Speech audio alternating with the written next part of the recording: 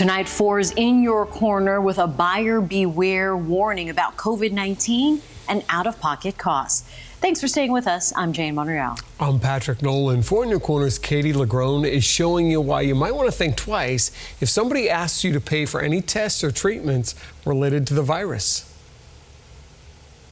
Event planner Penny Zarkadoulis is convinced back in February she had COVID-19. I had this persistent cough for 5 weeks, and then they gave me all kinds of medication and prednisone and inhalers, and it just wasn't helping. Last month, when her doctor's office started offering antibody testing, she signed up, but was charged $75 for a telehealth screening and another $150 for the test. All, she says, out of pocket. What did you think of the charges? I thought they were expensive.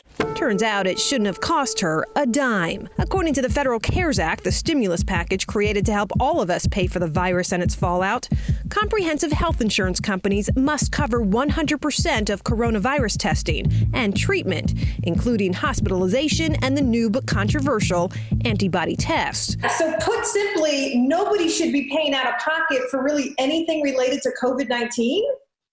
Yeah, for the most part. Bob McKnight is a Tampa-based insurance broker. They're saying that, yes, we will cover you anything to do with COVID. We'll waive deductibles, we'll waive co-insurance, and we'll waive your out-of-pocket. Even telemedicine visits should occur at no cost to patients, as long as it's COVID-related. As for the uninsured, $2 billion additional dollars is helping to cover their costs.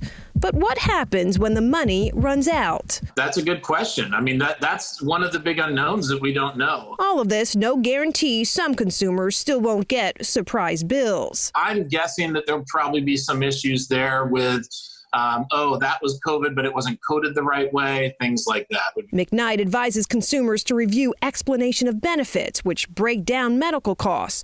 Any problems, get on the phone with your insurance company and talk to a supervisor. This is so new, not only for us, but it's also new for the insurance companies. I'm sure there's a learning curve. As for Penny, she can still get reimbursed for the out-of-pocket expenses she was charged for that antibody test. But there's no solution yet for the test she's now taken twice, only to get 2 different results. Now that I have a negative antibody test, I don't even know. I don't know if that one's wrong or the first one was wrong.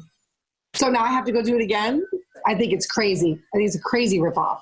And right now, there are no restrictions on repeat testers, which means you can take these tests multiple times at no cost to you. Katie Lagrone, Fox 4 in your corner. So here's the rebound rundown if you're wondering how much COVID testing and treatments could cost you. The bottom line here, insurance companies must pay 100% of all costs associated with virus testing and treatments, including antibody testing, and in most cases, even hospitalizations. This coverage also includes telemedicine visits as long as it's COVID related. For the uninsured, the federal government has added an additional $2 billion to help cover some of those patient costs.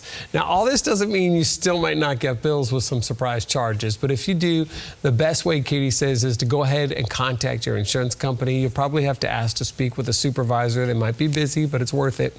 And likely the mistakes do boil down to coding errors. We've put a link to this story and other resources you can use to navigate as we all rebound together on fox4now.com.